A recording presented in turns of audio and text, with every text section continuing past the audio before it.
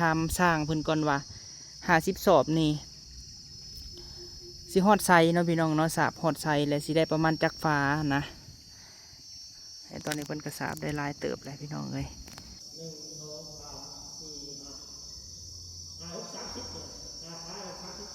พา30 โชว์ลายเติบเนาะ โดย50 สอบสุดโอ้มา3 คนเนาะมื้อนี้เนาะแดดก็ใครได้อย่างว่ามื้ออื่นมันบ่แดดยังวะโดยไว้ใจได้อยู่ดอกทีมงานสร้างรถนี่เพราะว่าจ้างตลอด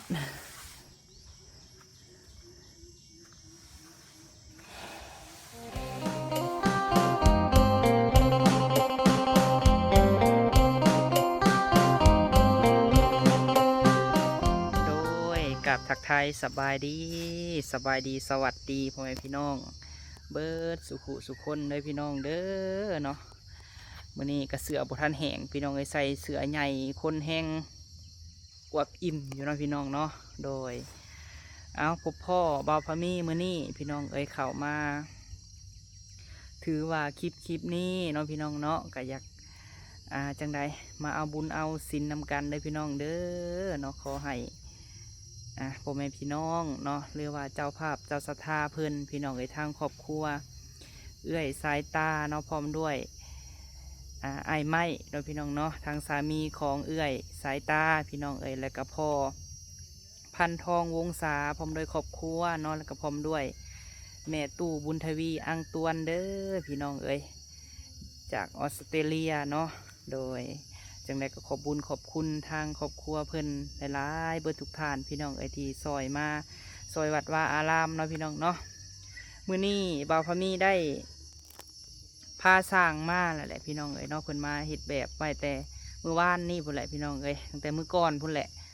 แต่พ้นฟ้าอากาศเท่าพี่น้องเอ้ยมันกับโบคือว่าอะไรเนาะช่วงฤดูฝนพี่น้องเอ้ยก็ทำใจในน้อยนึงพี่น้องเอ้ยบางทีก็อาจจะซ่าแน่เนาะในการเฮ็ดเวียกเฮ็ดงานของสร้างพี่น้องเอ้ยมื้อนี้เฮาให้เพิ่นมาสาบวัดเนาะพี่น้องเนาะมาสาบวัดหรือว่ามาโบกอะไรพี่น้องเอ้ยฟังลาวเฮาเอิ้นเนาะจังไดก็ขอให้ได้บุญกุศลนำกันเด้อพี่น้องเอ้ยถ่ายในวัดว่าอารามก็ขอให้ได้บุญได้กุศลพี่น้องเอ้ยบ่พอมีมาวัดกะท่านผู้ชมเบิ่งให้หน่อยแห้งเนาะพี่น้องเนาะ300 ท่านพี่น้องเอ้ยกะบ่เป็นยังเนาะถึงว่าเขาจะมีผู้เบิ่งหรือบ่เบิ่งให้กะบ่พอมีมาทำบุญพี่น้องเอ้ยขอให้ได้บุญกุศลนำกันได้หลายพี่น้องเอ้ยโดยเนาะเย็นได้ยินแต่เสียงนกเสียงกาวัดป่านาคาธิบดีก็อยากให้พ่อแม่พี่น้องเบิ่งให้หลายๆอะไรพี่น้องเอ้ย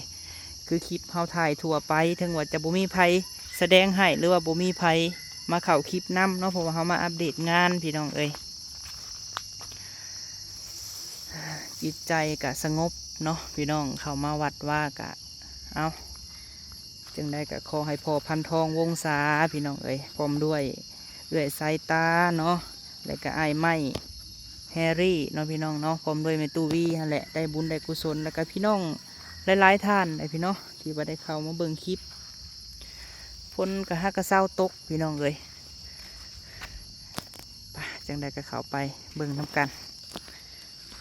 เดี๋ยวหยิบมาอีกแล้วพี่น้องเอ้ยบ่มีอันคันห่มซ้ำเพราะว่าเขาถ่ายวัดว่านี่ย่าเพิ่นกะเพิ่นจำศีลพี่น้องเอ้ยเนาะเฮาอาจจะบ่ได้มีภัยมาเว้าน้ำเฮาเด้อเนาะก็บ่เป็นยัง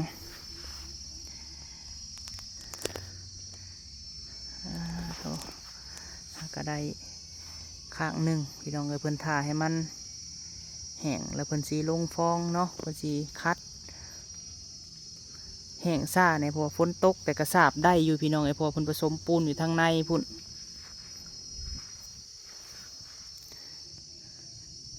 แหละเนาะงบเฮากับสีฮอดปูนแหละพี่น้องเอ้ย12,800และปูนเฮานะมี50 สอบพี่น้องเอ้ยเนาะปูนเฮานี่เฮาสิไปทำสร้างเพิ่นก่อนว่า50 สอบนี่สิฮอดไซเนาะพี่น้องเนาะสาบฮอดไซและสิได้ประมาณจักฟ้านะตอนนี้เพิ่นกระสาบได้ลายเติบเลยพี่น้องเอ้ยยังแต่ปั่นฟองถ้าให้แห้งๆมังๆหน่อยหนึ่งเนาะ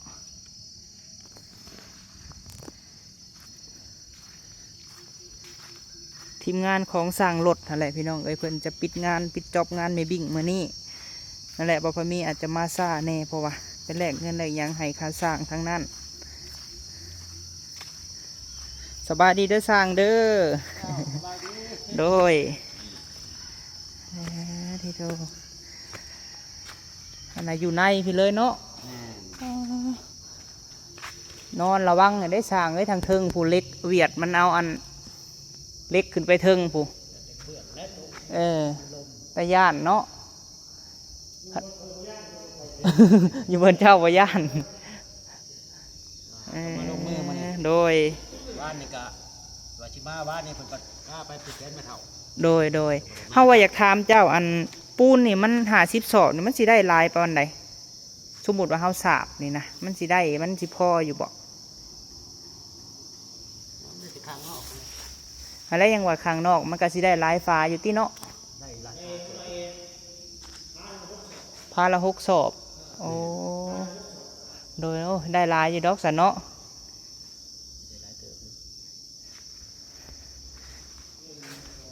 ปูนเฮาสิพออยู่อันนี้ซื้อฟองน้ำ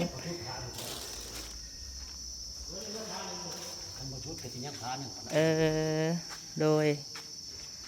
เพราะว่าเขาให้สาบทางนอกก่อนเนาะ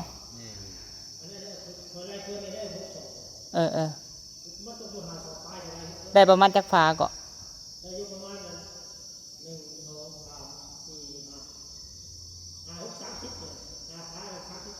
พา30 โชว์ลายเติมเนาะ โดย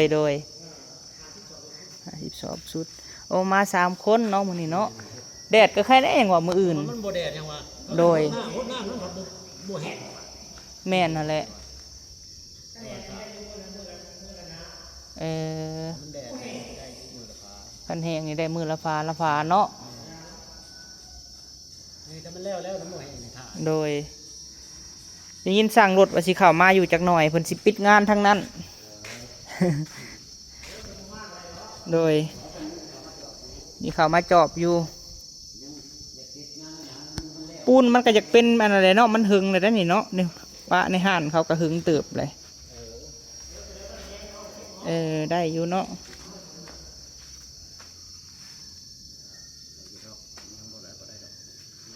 โอ้ได้ลายฟ้าเติบโดยที่สุดปูนแหละปูนนี่คือว่าเขาก็บ่ได้ซื้อเพิ่มเนาะปูน1 2 3 4 5 6 7ว่างพี่น้องเอ้ยประตูใหญ่นี่ประมาณ5เพราะว่าไล่ประตูนี่ออกแล้วก็สิประมาณ5 ศอกปกติหันแต่ละฟ้านี่6พี่น้องเอ้ย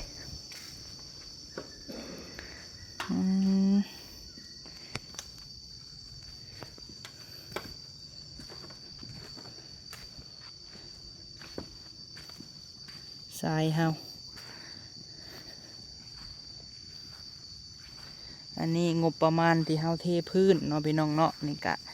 มีเท่าไรก็เฮ็ดเท่านั้นเด้อเนาะเฮ็ดตามงบประมาณพี่น้องเอ้ยเจ้าภาพเจ้าศรัทธาเฮามีเท่าไรเฮาก็สร้างเท่านั้นจากหันเนาะศาลาหงธรรมเฮายาวประมาณ10 เมตรพี่และพี่น้องเอ้ยมาฮอดพี่ความกว้างเนาะและความยาวกับสุดพุ่นเลยนะสุดฮอดส่วนศาลาอันหงธรรมส่วนนั้นเนาะพี่น้องเนาะแต่กับบริมาความว่าเฮาสิเทเบิดบัดเดียวดอกมีสำใดเฮากระเทสำนั่นนะมีปูนต้นหนึ่งเฮากระเทไปเพราะว่าสร้างกะลึงกับยาทานพี่น้องเอ้ยเพราะว่าทางนี้นี่เวลาเฮาแห่อย่างเฮาก็คือมาแต่เฮือนบ่พอมีก็จะเห็นทางนี้ก่อนนะมาใส่บาตรหยาดน้ำก็เข้ามาทางนี้พี่น้องเอ้ยนี่แหละยาเพื่อจะเอามายับมาใกล้ๆนี่แหละเดี๋ยวเขาไปเบิ่งก่อนที่สร้างเพิ่นสาบเทมือนั่น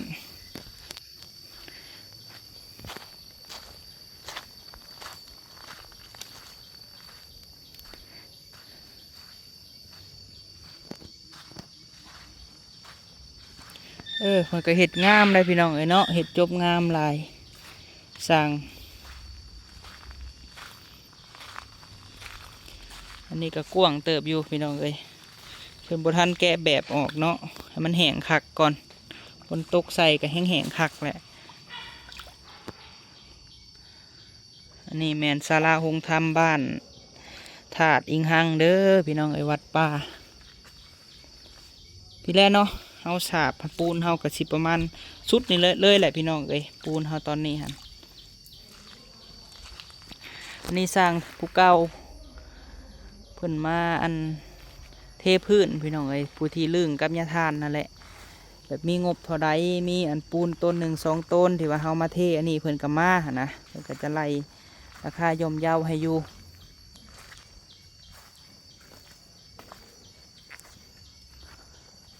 เดี๋ยวเฮาเบิ่งเนาะพี่น้องเนาะถ้าเฮาเทออกกว้างคือยาทานเพิ่นว่านี่ตั้งแต่นี่แหละพี่น้องเอ้ยเอามาแต่สนนี่พี่แหละเนาะมานี่กะพี่ไปพี่สุดพุ่นเลยแต่กับบริไม้ความว่าสิเทบัดเดียวพี่น้องเขางบประมาณหลายพี่น้องเอ้ยเทนี่หันได้ยินเพิ่นว่าปูน34ต้นพุ่นวัดนี่เพิ่นสร้างมา11 ปีเลยพี่น้องเอ้ยรถมาเลยสิปิดจ็อบงานมือแรงนี่แหละสั่งรถ1 ฝา 2 ฝา 3 4 5 6 7พี่น้องเอ้ยผู้ที่7 ฝาเพิ่นกระไล่ฝาหนึ่งนี่ทางนอกนี่6 สอบแต่ว่าไล่อันนี้ออกนี่ฮะยังแต่หาสอบบนนี่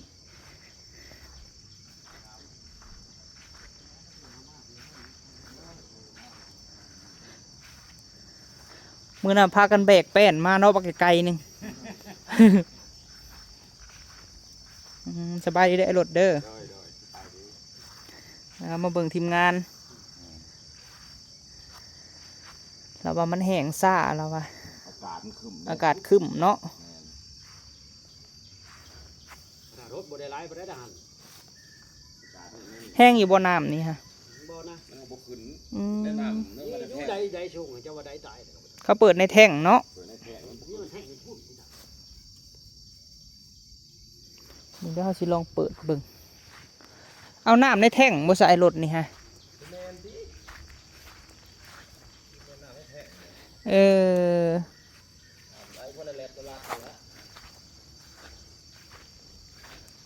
บ่ได้มีกระถางบ่อืมใช้บ่แม่นบ่ออกซ้ำบ่ออกซ้ำนี่เนาะ บ่ได้มันบ่ขึ้นครับขนาดตอนใจเล็กมือในเลยใครกระเดยอยู่มัน มันเอาบ่ขึ้น เฮ็ดจังได๋ซะบัดนี้ฮดเอาบ่เอาบุญนำกันอดทน บ่อาจจะใส่แท่งแล้วอาจจะเดินทั่วเบิดแล้วน้ำอาจออกซ่าเนาะอย่าเราเพิ่นใส่แท่งไว้โดย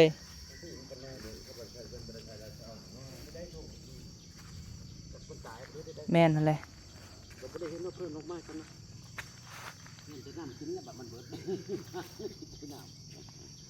บ่มีน้ำกินบ่เขาสิเอามาให้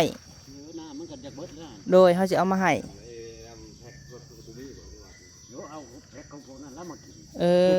แล้วเอาจะมาให้ดอกเพิ่นจำศีลโดยใกล้สิเข้าพรรษาเลยโดยเพราะว่าเฮากะต้องเอาเองแหละเนาะพี่น้องบ่คือคนเฮาธรรมดาได้เนาะยะทานเพิ่นก็ได้ โดยใส่บ่ได้เลยสิว่าก็ได้เฮาเฮ็ดนำวัดก็ซ้ำคันสิเว้าก็เอาซ้ำว่าเป็นงานของเฮาซะ เจ้านึงก็ไปชื่อพ่อยมาไว้การนึงเจ้านี่ โดย เดี๋ยวมันสิแห้งไว้ซื้อมาไว้ซื้อแล้วพ่อย พวงน้ำน่ะใส่ไปก่อนเนาะบ่แล้วเฮาสิซื้อมาตื่มดอก มันเบิดได้ทีนั่นดอกสิโทรหาผู้นี้ดอก โดยเอาเบอร์เฮาก็ได้เอาเบอร์เฮาก็ได้เอาเฟซเอาไลน์กันจังสบาย นี่โดยเอาให้เดี๋ยวหัวหน้าทีมกูแล้วกูเอา ทางนี้นี่พี่สิเทฮอดพี่ได้อันโหลดเอ้ยพี่ เดินบ่ แมนแต่เพิ่นก็บ่ได้ว่าดอกว่าสิเทบัดเดียวนะมีสำใดก็เทสำนั้นหน่อย ปกติมันเบิดนะเดินนะ มันก็เป็นการเปื้อนเลย แมนไม่เทกันเปื้อนปลาพื้นแห่ผ้าปอกผ้าป่าบุญกระถินหยังก็สบายหั่นนะ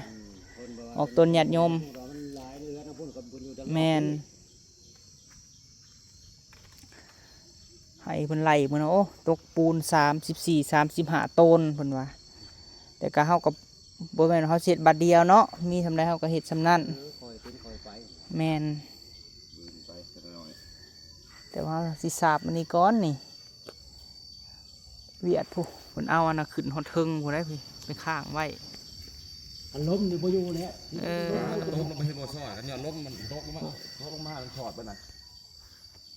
ถ้าเราบ่เฮ็ดก็สิเอาลงกับบ่ลง แม่น ข้างมันล้มมาตกซับแต่มุนเบิด ได้แก้อีกแมันบ่นี่ฮะ โย บางบ่อนบางจุดเนาะได้ยินยาทานเพิ่นว่าคือว่าให้ยังสิให้แก้อยู่บ่อนที่ว่ากระเบื้องนี่ตกมาใส่กัน แต่ จุไปง่อยไว้ซื่อ ถึงง่อยปงไปล้มไม่แห้งคือวางเนาะ แม่นหั่นแหละเพิ่นยังข้างอันข้างเงินอยู่ได้หายาทานว่ายังบ่ทันละจ่ายบ่แม่น100,000กว่าพุ่น160,000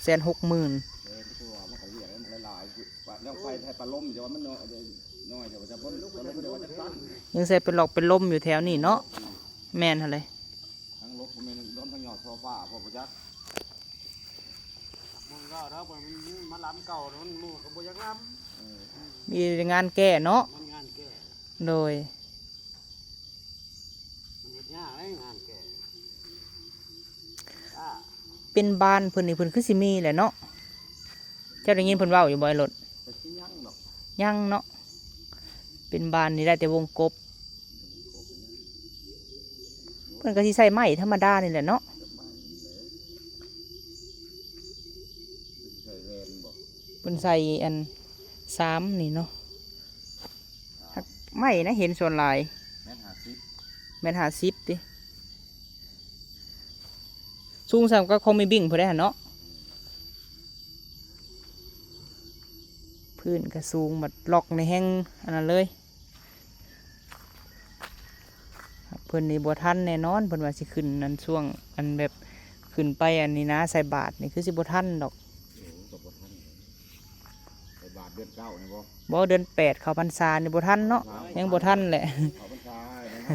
วันที่29นี่ก็แม่นเลย ตัวข้าวโบกที่ท่านนี่รถตัวข้าวโบกเฉพาะข้าวโบกตามงูคนนี้ โดย 2-3 มื้อกันแล้วนี่3อีก3-4 มื้อ เอ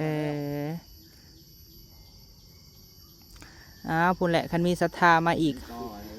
เอากระจังสิต่อในที่ว่าแนวใดอันนี้ก็ศรัทธาเพิ่นก็ใจบุญใจกุศลเพิ่นก็ได้ คอยเป็นคอยไปนี่ โดยคันเฮาซอยวัดซอยว่านนี่ถือว่าอันนั้นแหละพี่น้องเอ้ยอยู่นี่แหละเส้นลูกเส้นหลานเนาะลูกเต้าเฮาก็ได้เห็นในลูกหลานอีกต่อไปก็ได้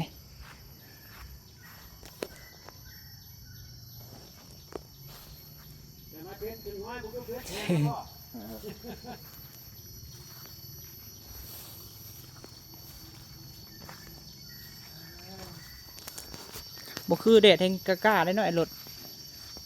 เด็ดกล้ามันกำลังไว้ แม่นเลยก็ได้ซ้ำนี้พี่น้องเอ้ยคันว่าเด็ดกล้าเนี่ยคนได้มื้อละฟ้านี่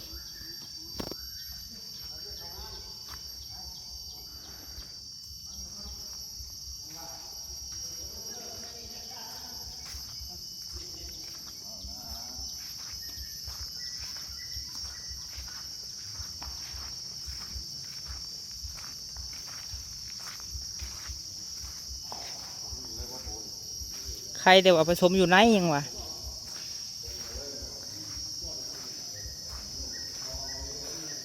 เบิ่งพี่น้องไอ้จักโดนนานสำใดจนขึ้นเท่า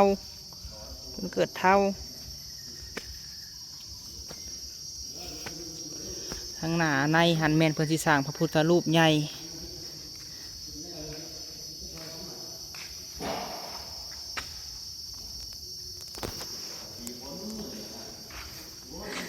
หามาหลายๆคนอย่างแล้วไว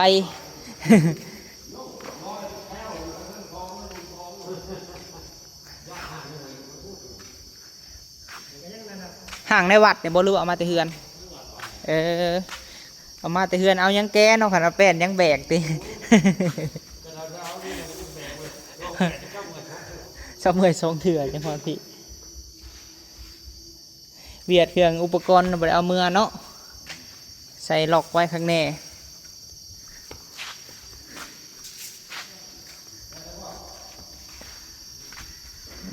ปกรณ์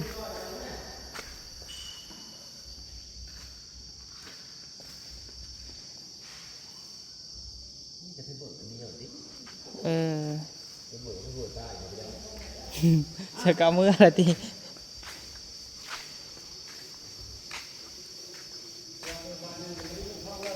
ยังไปเบิ่งไปเห็ดใหญ่จังเล็กจังหน่อยพี่น้องเอ้ย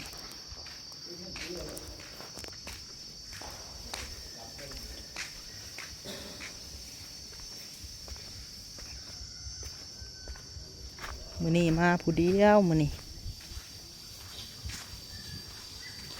เป็นปั่นฟองเลย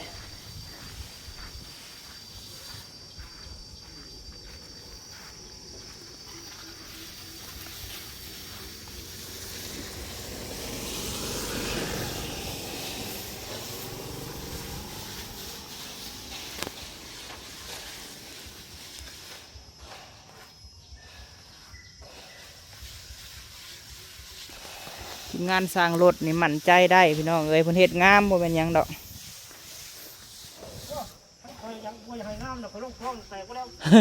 โอ้งามๆแล้วเปล่า โดยถ้าเขาปั่นไว้เนี่ยมันสิบ่งามพี่น้องมันสิแตกโดยไว้ใจได้อยู่ดอกทีมงานสร้างรถเนี่ยเพราะว่าจ้างตลอด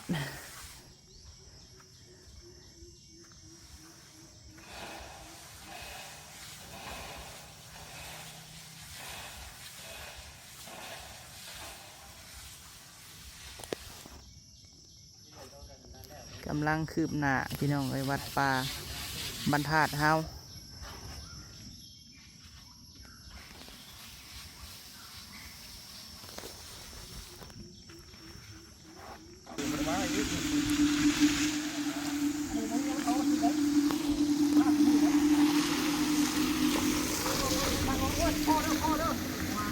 เป่ามาเก้าไปเลยรถ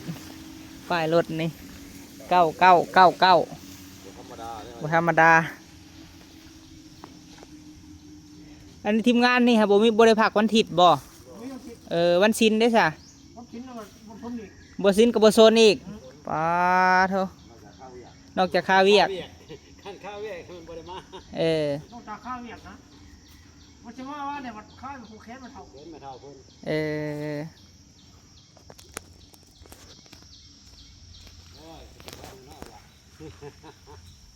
เขาบอกว่าน่ารถแล้วอ่ะโอ้โหบอกได้อยากคล้องเนาะบอกเขาเดินมุ่งมาคนไหนแล้วอ่ะไปที่คือซอยเดี๋ยวจะแอร์ป่ะทางแอร์อยู่ที่ข้างนี่ว่ารถนี้เนาะอายุเบียดแปลงแล้วบ่ทันรถเนาะมาถอกแล้วแปลงเอา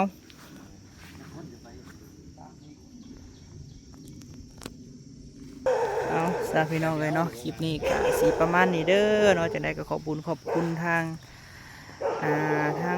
เอื้อยสายตาเนาะพี่น้องเนาะเลยก็อ้ายไม้แฮร์รี่เนาะเลยก็พร้อมด้วยในตู้บุญทวีพร้อมด้วยพอพันทองพี่น้องเอ้ยที่เป็นเจ้าภาพเจ้าศรัทธาเนาะที่ได้ซอยเขามาซอยปูนมาเหมือนนั่นเลยพี่น้องเอ้ยแล้วก็ซอยหลายๆอย่างเนาะบอกว่าจะเป็นแห่ทรายพี่น้องเอ้ยหลายๆอย่างที่เพิ่นซอยเขามาเลยก็ขอบคุณทางแม่พันธุ์ศรีประเสริฐเนาะจากออสเตรเลียนำเนาะพี่น้องเนาะที่ว่าซอยการสมทบเขามาหลายๆทานพี่น้องเอ้ย